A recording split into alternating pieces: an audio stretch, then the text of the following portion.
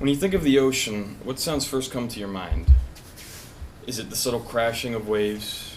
Is it the squawking of seagulls? Or maybe it's the melodic calls of dolphins and whales? Something many people don't realize, however, is that when you're out in a reef, you hear a very specific and distinct ambience all around you. Personally, I've snorkeled and scuba dived in a number of reefs before in my life, but for the longest time, I've never imagined that these subtle ambiences around me would actually have a big impact on the environment. However, pollution comes in many forms, and one of them is sound pollution. Sound pollution is when the natural ambience of nature is drowned out by man-made sounds such as cars, construction, people talking, or anything else coming from man-made civilization. And our oceans are not safe from this type of pollution either.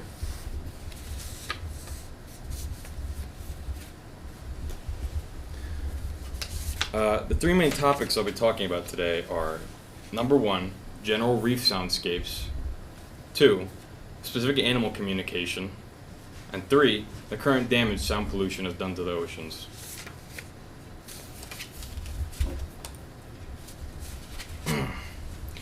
Coral reefs are filled with the sounds of crackling kelp and coral brushing against rocks and other foliage.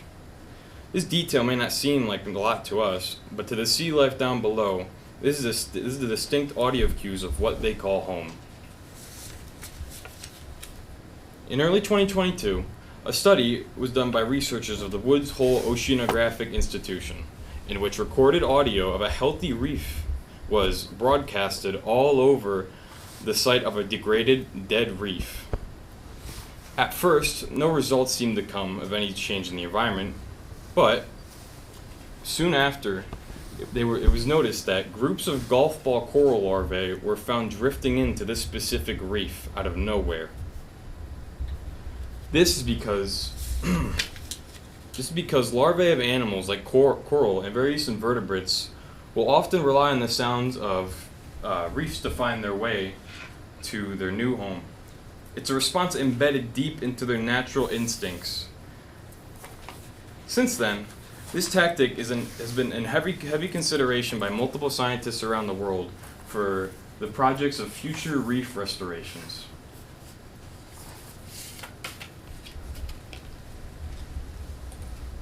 Now, for sounds other than the coral, dolphins, whales, orcas, etc. are all very well known to have very verbal communications and cries. But reefs are home to the unheard languages of many fish. This includes clownfish, damselfish, hogfish, shrimp, angelfish, and groupers. All of these animals have been documented before to have a variety of audible chirps, grunts, crackles, and sometimes barks. They use these noises for communication between each other. This, for example, can either be used during hunting, when two of the same species are hunting together, or for breeding, when a male is trying to attract the female.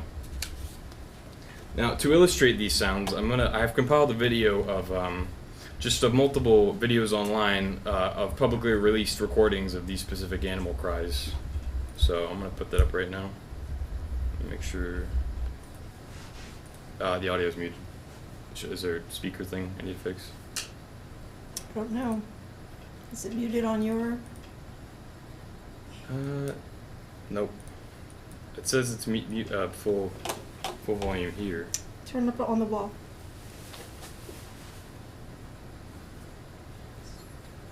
All the way? Yeah, as much as you can. Okay, let me see. Okay. Is that too loud? No. All right.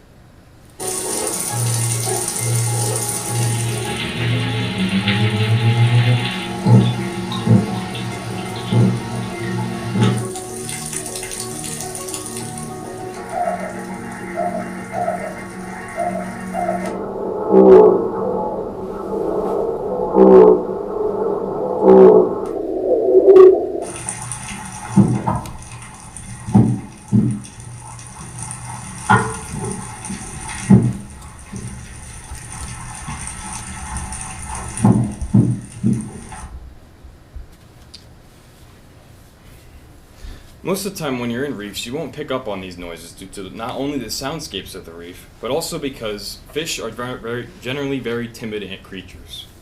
They will not make sounds too loud unless they are 100% sure they're in a safe environment with each other, and even then, you'd have to be very, very, very close to even hear what they're saying. But the microphones used here have been used to pick up these specific sounds at very, very low decibels because they're specialized and have been used by scientists all over the world. So obviously it's not as common knowledge, but it is proof that these animals do use a form of communication to interact with each other. And not only does it help benefit the survival of their species, but it also helps the entire ecosystem around them.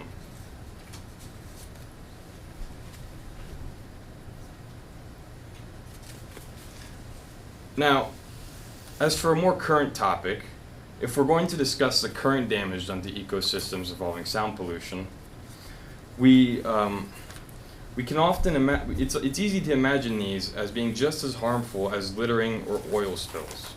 Now, I mean, that might seem hard to understand at first, but this is most commonly seen from many, many motor-powered vehicles such as boats, jet skis, or anything of the sort. They make a very, very loud sound underwater to the animals, and again, they don't sound like much to us, but hearing is different underwater, and when you hear a large vessel making a roaring, roaring noise, the roaring sounds often end up completely drowning out all the subtle ambience and sounds of both the animals and the environment around them.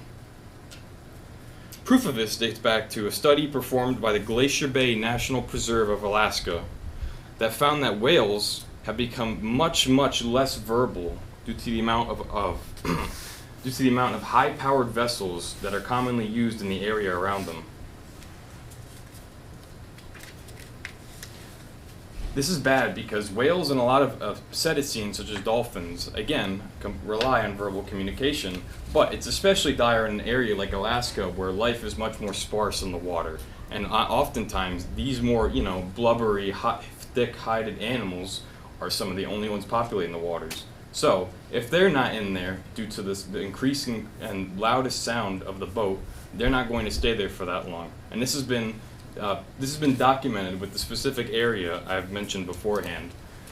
See, these whales, they often strayed away from the areas where the boats were, and it took months and months to track down these whales and their movements. But it was proven that they are aware of these sounds in the water, and they prefer to stay much, much, clearer and away from them.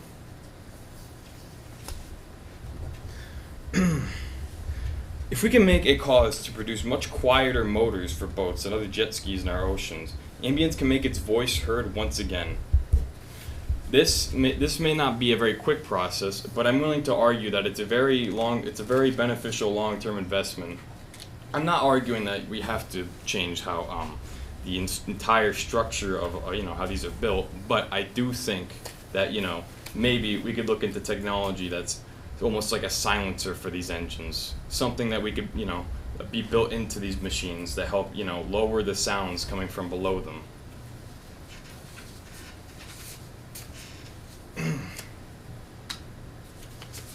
If this can be achieved, we can once again allow the oceans to maintain their very subtle ambience. Fish can communicate with each other, coral can be as bustling as it once was, and once again, the voices can be heard all around in the alleged silent world down below. Thank you.